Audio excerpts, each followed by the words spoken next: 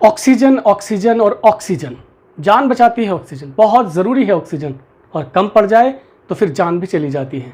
Hospitals में कोविड-19 के दौरान जो हाल हुआ है वो आप सबके सामने है।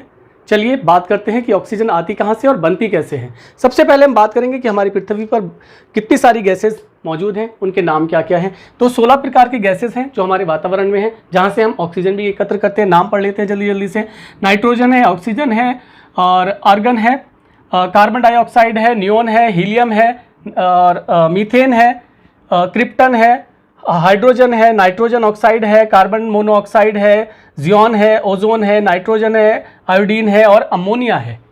ये सारी गैसेज हैं, 16 प्रकार की गैसेज हैं, लेकिन जो सबसे ज़्यादा प्रचुर मात्रा में पाई जाने वाली गैसेज हैं वो है नाइट्रोजन और ऑक्सीजन। इन दोनों गैसेज की जो मात्रा है वो 99.03% है और बाकी 0.97% में 0.97% में बाकी 14 गैसेज एग्जिस्ट करती हैं मिश्रण के साथ में। अब बात करते हैं किस तरह से ऑक्सीजन को बनाया जाता है मेडिकल यूज़ के लिए या फिर किसी इंडस्ट्रियल यूज़ के लिए। तो सबसे पहले एक बहुत बड़ा सा कंप्रेसर लगा हुआ होता है, वैसा ही जैसा कि टायरों में हवा भरने के लिए कंप्रेस करके हम एक बहुत बड़े से एक कंटेनर में हवा को प्रेस करके रखते हैं और बाद में टायर में भरते हैं। लेकिन यहाँ ज़रूरत के हिसाब से दूसरा अलग प्रकार का कंप्रेसर लगा हुआ होता है जो वातावरण से हवा को लेता है और हवा लेने के बाद में हम इसे ऐसे समझेंगे, ये सीधा एक हमारे इस चैनल से जुड़े रहिए और सब्सक्राइब करने के साथ साथ बेल आइकन के बटन को प्रेस कर लीजिएगा, साथ में दूसरों तक शेयर भी कीजिएगा। हमारा हौसला बढ़ाइए, हम अच्छे अच्छे टॉपिक बहुत कम समय में अच्छे तरीके से आपके लिए लाते रहेंगे। एक एड्सॉर्बर ए लगा हुआ होता है और एक एड्सॉर्बर बी लगा होता है। कहीं कहीं पर ये छोटे बड़े और बहुत बड़े बड़े भी होते हैं, ये कंपनी पर डिपेंड करता है, ज़रूरत पर डिपेंड करता है। तो जो एड्सॉर्बर ए है इसके अंदर का एयर कंप्रेसर से एयर आता है और ये एयर आने के बाद सीधा यहाँ पर एक ये जो है ना, एक इसे हम ये कहेंगे एक वाल्व लगा होता है, वाल्व जो हवा को रोकता है और अंदर भेजता है। तो इस वाल्व के जरिए और इस पाइप के जरिए सीधी एड्सॉर्बर ए में जाती है गैस। एड्सॉर्बर यानी एक सोखने वाला, ये गैस को अलग अलग करता है। इसके अंदर बहुत सारे फिल्टर लगे होते हैं, बहुत एक सिस्टम है, उसके बारे में मैं यहाँ बात नहीं कर रहा हूँ। और इसका एक अलग एक तरीके का टेम्परेचर होता है, उसकी वजह से और उस प्रक्रिया की वजह से गैसेस अलग अलग होती है। सबसे ऊपर की तरफ ऑक्सीजन गैस जाती है और सबसे नीचे की तरफ नाइट्रोजन और बाकी की गैसेस आ जाती हैं। एक और पाइप आप देख रहे होंगे यहाँ पर, ये वाला पाइप, इस पाइप के ज़रिए जो है बाकी की गैसेस बाहर आती हैं ऐसे करके।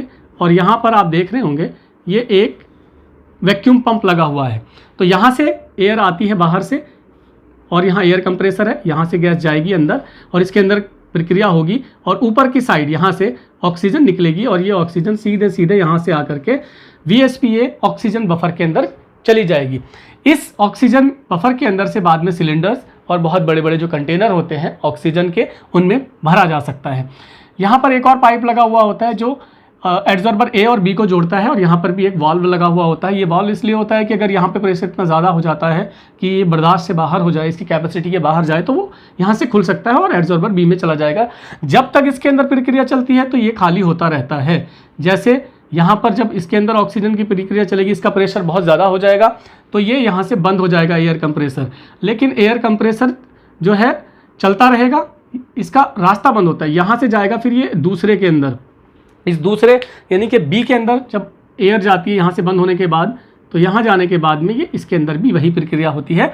और जब तक ये इसके अंदर जाती है तो ये बंद होने के बाद में यहाँ से जो बची हुई नाइट्रोजन गैस है वैक्यूम पंप के माध्यम से वो बाहर की तरफ फेंक दी जाती है। इसकी आवाज़ होगी, इसलिए यहाँ पर एक साइलेंसर लगा हुआ होता है, ये साइलेंसर है ताकि बाहर आवाज़ ना हो। बाकी की जो गैसें हैं वापस वातावरण में छोड़ दी जाती हैं।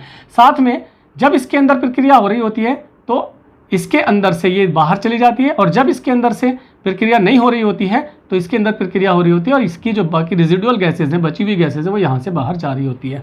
तो ये जो दो पंप है ये अपना काम कर रहे होते हैं और बाकी की प्रक्रिया अपने आप हो रही होती है। यहाँ से ऑक्सीजन बाहर चली जाती है ऐसे करके। तो ये वाइस वर्सा काम चलता है। तो इतनी बात मुझे लगता है कि आपको समझ आ गई होगी।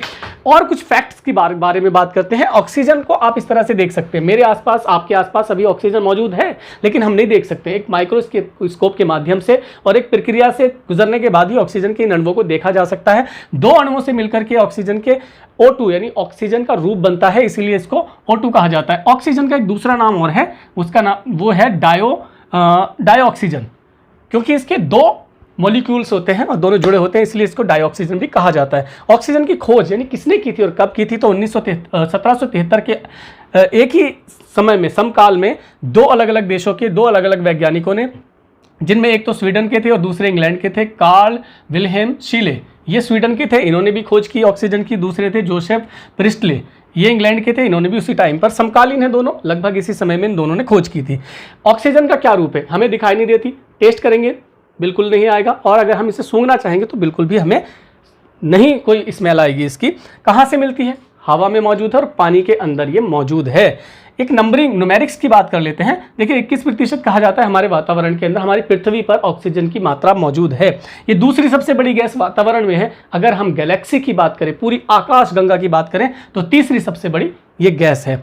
इसकी अवस्थाएं कौन कौन सी हो सकती है, ये गैस के रूप में मिलती है, द्रव के रूप में मिलती है और ठोस के रूप में, लेकिन हम इसको गैस के रूप में मानते हैं क्योंकि प्राकृतिक रूप से गैस के रूप में ही मौजूद है। कहाँ कहाँ पर इस्तेमाल होता है इसका, देखिए ऑक्सीजन के अगर हम प्रयोग की बात करें तो सबसे बड़ी प्रयोग जो है इसका वो औद्योगिक कारखानों में हो रहा है। धातुओं की कटाई में आपने देखा होगा, वेल्डिंग वगैरह में, और धातुओं को काटने के लिए भी गैस का इस्तेमाल, ऑक्सीजन गैस का इस्तेमाल किया जाता है। सीवेज ट्रीटमेंट में ऑक्सीजन का बहुत बड़े इस्तेमाल में आती है, बहुत बड़ा इस्तेमाल है इसका। माइनिंग कंपनीज जो है ना, बड़े बड़े पहाड़ों को, पत्थरों को और ज़मीन के अंदर की खुदाई वगैरह करते टाइम उसको तोड़ फोड़ करने के लिए भी ऑक्सीजन का इस्तेमाल करती है। जब अंतरिक्ष यात्री अंतरिक्ष में जाते हैं तो गैस का, ऑक्सीजन गैस का सिलेंडर लेकर के जाते हैं। स्कूबा डाइविंग, जब हम समुद्र के अंदर स्कूबा डाइविंग करते हैं, जहाँ जहाँ पर भी ये काम होता है, तो गैस का सिलेंडर जाता है, इसमें ऑक्सीजन भरी होती है। सबसे बड़ी बात है हॉस्पिटल के अंदर, देखो अभी तक हमें ये पता है कि हॉस्पिटल्स के अंदर सिर्फ जो वेंटिलेशन है उसके लिए ही इस्तेमाल होती है, बट ऐसा नहीं है। जब भी कोई ऑपरेशन होता है किसी तरह का, तब भी इसका इस्तेमाल किया जाता है ताकि पेशेंट की जो सांसें हैं वो ठीक से चलती रहे, उसको पर्याप्त मात्रा में ऑक्सीजन मिलती रहे, वहाँ भी इस्तेमाल होता है।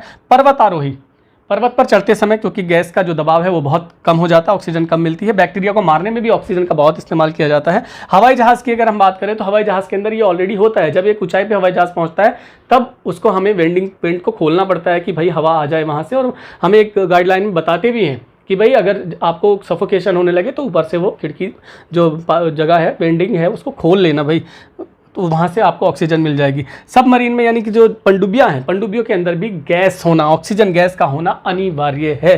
तो ये इतनी सी बात थी ऑक्सीजन के बारे में। आशा करता हूँ आपको ये बात समझ में आई होगी, ऑक्सीजन कहाँ से बनती है, क्यों बनती है और कहाँ कहाँ इस्तेमाल होता है। अगले टॉपिक तक के लिए मैं आपसे विदा चाहता हूँ। Good bye.